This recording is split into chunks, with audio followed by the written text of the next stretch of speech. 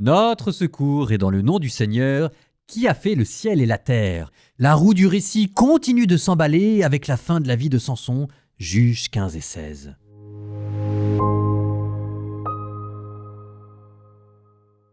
Quelque temps après, à l'époque de la moisson des blés, Samson rendit visite à sa femme en apportant un chevreau et déclara « Je veux entrer dans la chambre à coucher de ma femme ». Mais le père de sa femme ne lui permit pas d'entrer et il dit à Samson « Je me suis dit que vraiment tu l'as haïssé et je l'ai donné à ton compagnon. Sa sœur cadette ne vaut-elle pas mieux qu'elle ?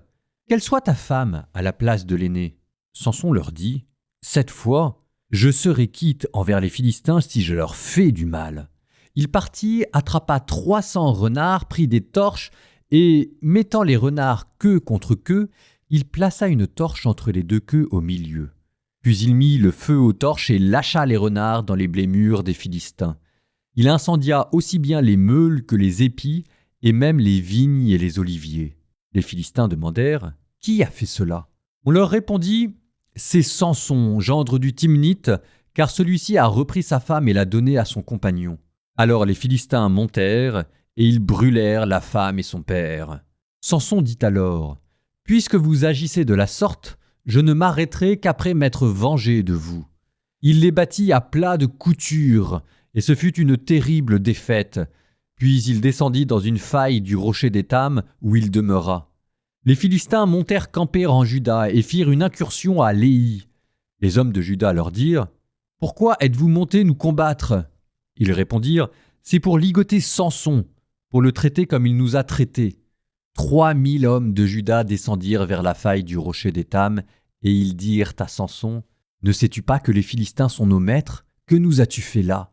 Samson répondit « Je les ai traités comme ils m'ont traité. » Ils lui dirent « C'est pour te ligoter que nous sommes descendus, pour te livrer aux Philistins. » Samson leur dit « Jurez-moi que vous ne me tuerez pas vous-même. » Ils répondirent « Non, nous voulons seulement te ligoter et te livrer aux Philistins. Nous ne voulons pas te mettre à mort. » Ils le lièrent avec 2 cordes neuves et le firent remonter du rocher. Comme ils approchaient de Léhi, les Philistins vinrent à sa rencontre avec des cris de joie. Mais alors l'Esprit du Seigneur s'empara de lui. Les cordes qui lui liaient les bras devinrent comme des fils de lin consumés par le feu, et les liens qui retenaient ses mains se dénouèrent. Puis, trouvant une mâchoire d'âne encore fraîche, il étendit la main pour s'en saisir et avec elle abattit 1000 hommes. Samson dit « Avec une mâchoire d'âne valant 2 ânesses, avec une mâchoire d'âne, j'ai abattu 1000 hommes. » Dès qu'il eut achevé de parler, il jeta la mâchoire loin de lui et il appela ce lieu Ramath-Léhi, c'est-à-dire hauteur de la mâchoire. Comme Samson avait très soif, il invoqua le Seigneur en disant « C'est toi qui as accordé à ton serviteur cette grande victoire. Vas-tu maintenant me laisser mourir de soif et tomber aux mains des incirconcis ?» Alors Dieu fendit la cavité qui se trouve à Léhi et il en sortit de l'eau. Samson en but, il reprit ses esprits et se ranima. Voilà pourquoi on a donné à cette source le nom de En-Hakkore, c'est-à-dire la source de celui qui invoque. Elle se trouve à Léhi jusqu'à ce jour. Samson jugea Israël à l'époque des Philistins pendant 20 ans. Samson se rendit à Gaza. Il y vit une prostituée et entra chez elle. On dit aux gens de Gaza « Samson est venu ici. » Ils firent des rondes et guettèrent toute la nuit à la porte de la ville.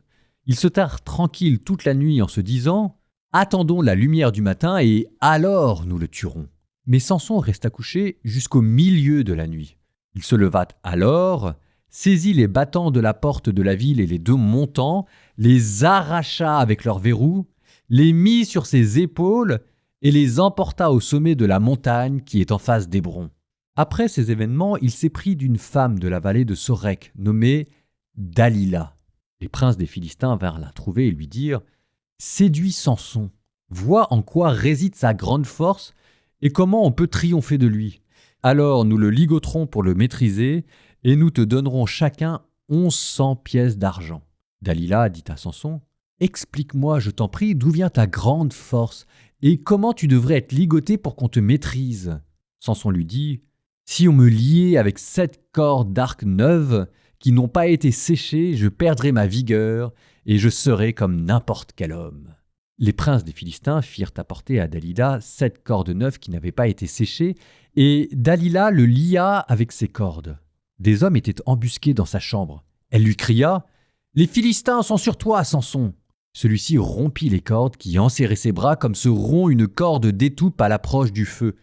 Et on ne découvrit donc pas le secret de sa force. Dalila dit à Samson « Tu t'es moqué de moi ? Tu m'as menti ? Révèle-moi maintenant comment tu devrais être ligoté. » Il lui répondit « Si on me liait avec des cordes neuves et non travaillées, je perdrai ma vigueur et je serai comme n'importe quel homme. » Dalila le lia avec des cordes neuves, puis elle lui cria « Les Philistins sont sur toi, Samson !» Des hommes étaient embusqués dans sa chambre. Mais il rompit les cordes qui lui enserraient les bras comme si c'était du fil. Dalila dit encore à Samson « Jusqu'ici tu t'es moqué de moi et tu m'as menti. Révèle-moi comment tu devrais être ligoté. » Samson lui dit « Si tu tissais les 7 tresses de ma chevelure avec la chaîne d'un tissu, et si tu les resserrais avec un peigne de tisserand, alors je perdrai ma vigueur et je serai comme n'importe quel homme. » Elle le laissa s'endormir, tissa les tresses de sa chevelure avec la chaîne, les resserra avec le peigne, puis elle lui cria « Les Philistins sont sur toi, Samson !» Samson s'éveilla et il arracha le peigne, la navette et la chaîne. Dalila lui dit alors « Comment peux-tu dire « Je t'aime » alors que tu ne m'ouvres pas ton cœur ? Voici 3 fois que tu te joues de moi. Tu ne m'as pas révélé d'où vient ta grande force. » Et tous les jours, elle le harcelait, répétant les mêmes paroles. Samson, excédé à en mourir, lui ouvrit tout son cœur. Il lui dit « Le rasoir n'a jamais passé sur ma tête, car je suis voué à Dieu depuis le sein de ma mère. Si j'étais rasé, je perdrais toute ma vigueur et je serais comme n'importe quel homme. » Dalila vit qu'il lui avait ouvert tout son cœur, et elle fit appeler les princes des Philistins en leur disant « Venez, car cette fois, il m'a ouvert tout son cœur. » Les princes des Philistins se rendirent chez elle avec l'argent en main. Elle le laissa s'endormir sur ses genoux, et elle fit appel à un homme qui rasa les 7 tresses de sa chevelure. Alors il commença à faiblir, et sa vigueur l'abandonna. Dalila lui cria « Les Philistins sont sur toi, Samson !» Il s'éveilla et dit « J'en sortirai comme les autres fois et je me dégagerai. » Mais il ne savait pas que le Seigneur s'était éloigné de lui. Les Philistins le saisirent et lui crevèrent les yeux. Ils l'emmenèrent à Gaza et le lièrent avec une double chaîne de bronze. Samson tournait une meule dans sa prison. Mais après qu'il eut été rasé, ses cheveux recommencèrent à pousser. Les princes des Philistins se réunirent pour offrir un grand sacrifice à Dagon, leur dieu, et se livrer à des réjouissances. Ils disaient « Notre Dieu a livré entre nos mains Samson, notre ennemi. » Dès que le peuple le vit, il loua Dieu et l'acclama en disant « Notre Dieu a livré entre nos mains notre ennemi, celui qui dévastait notre pays et qui multipliait nos morts. » Et comme leur cœur était joyeux, ils dirent « Appelez Samson et qu'il nous divertisse. » On envoya chercher Samson dans sa prison et il se livra à des bouffonneries devant eux. Puis on le plaça entre les colonnes. Samson dit au garçon qui le tenait par la main « Guide-moi et fais-moi toucher les colonnes sur lesquelles repose le temple pour que je m'y appuie. » Le temple était rempli d'hommes et de femmes. Il y avait là tous les princes des Philistins, et sur la terrasse environ 3000 hommes et les femmes qui s'étaient diverties en regardant Samson. Il invoqua le Seigneur en disant « Je t'en prie, Seigneur Dieu, souviens-toi de moi, rends-moi ma force encore une fois, et que d'un seul coup, je me venge des Philistins pour mes 2 yeux. » Il tâta alors les 2 colonnes du milieu sur lesquelles reposait le temple, prit appui contre l'une avec son bras droit et contre l'autre avec son bras gauche. Il s'écria « Que je meure avec les Philistins !» Puis il pesa de toutes ses forces et l'édifice s'effondra sur les princes et sur tout le peuple qui se trouvait là. Et ceux qu'il fit mourir en mourant furent plus nombreux que ceux qu'il avait fait mourir pendant sa vie entière. Ses frères et toute la maison de son père descendirent et l'emportèrent. Ils remontèrent et l'ensevelirent entre Coréa et Eshtaol, dans le tombeau de Manoah son père. Samson avait jugé Israël pendant 20 ans.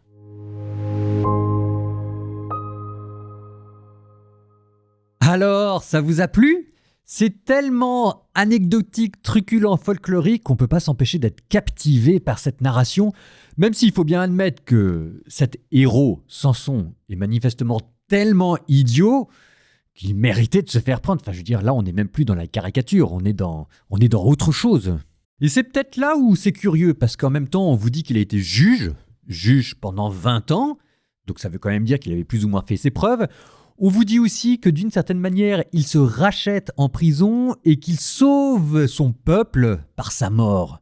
Mes notes de bas de page disent, je cite, nous sommes dans la Bible de la liturgie, « Samson est le seul juge qui meurt en service commandé ». Je dirais qu'il meurt en martyr en faisant le don de sa vie. Il est également le dernier de la liste des juges. Ce n'est pas un hasard que ces deux éléments se rencontrent dans son histoire personnelle. Et encore, la destruction du temple de Dagon réhabilite Samson in extremis. On va même jusqu'à me signaler une progression dans la figure de Samson. Au début, la force lui vient de l'Esprit de Dieu qui s'empare de lui. Alors que ici, la force ne lui vient pas de l'Esprit des dieux, mais simplement de ses cheveux qui ont repoussé. Mais là où mes notes de bas de page disent « chose étrange », moi je dis non. Progression, appropriation de la force de Dieu. On n'est plus dans l'ordre du miracle extérieur, mais dans l'ordre de la repentance de Samson qui a compris à travers ses cheveux que sa force lui venait de sa consécration à Dieu. Oh, c'est pas la même chose. Allons même plus loin et amusons-nous, si je puis dire, à recenser les points communs qu'il y a entre Jésus et Samson.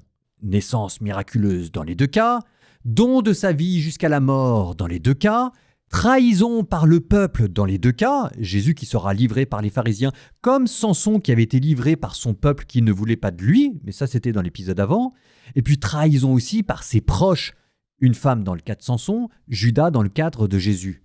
Et moi, vous voulez que je vous dise le fond de ma pensée, c'est que ce Samson qui nous paraît tellement idiot, enfin, je veux dire quand même, si jamais il n'a pas vu que Dalida était en train de le trahir, cet homme ne méritait pas de vivre, quoi. Bon, il nous paraît tellement idiot qu'en fait, la seule explication, à mon avis, possible, c'est de se dire que Samson voyait bien ce qui se passait et c'est comme si de guerre lasse, il avait accepté de donner sa vie, librement, consciemment. Un peu de la même manière que Jésus, parfaitement conscient de ce qui l'attend à Jérusalem, s'en va librement vers sa mort. Alors je suis d'accord pour dire qu'il y a quelque chose de l'ordre de la caricature, de l'animalité, de l'idiotie chez Samson. Mais on a quand même le sentiment que là, le narrateur a entrevu un tout petit instant ce qu'il pouvait y avoir derrière le don de sa vie, l'innocent livré à mort et la rédemption d'un peuple à travers un homme qui donne sa vie par amour. Alors oui, c'est très fugace, complètement pris dans les caricatures de l'Ancien Testament, mais un jour, cela vous deviendra plus clair et ça vous donnera Jésus. Ce qu'il y a de très curieux, c'est que dans Jésus, le pire se côtoie avec le meilleur sous le signe de la miséricorde et de la vertu. Jésus qui côtoie les malades, qui côtoie les pécheurs, qui côtoie les dépravés et les pervers, mais qui arrive à sortir vers le haut constamment par la générosité et la miséricorde. Tandis qu'en Samson, c'est à l'intérieur de lui-même et comme dans la caricature où se mêle, sous le signe d'une royauté mal comprise, la pulsion du désir et le don de sa vie. Mais il y a peut-être eu un petit éclair de génie, même s'il a été très fugace. Regardez à l'intérieur de nos propres vies, comment le bien côtoie le mal et le pire côtoie le meilleur. Fin du commentaire. J'ai toujours pas le temps de mettre un psaume, c'est la panique intégrale.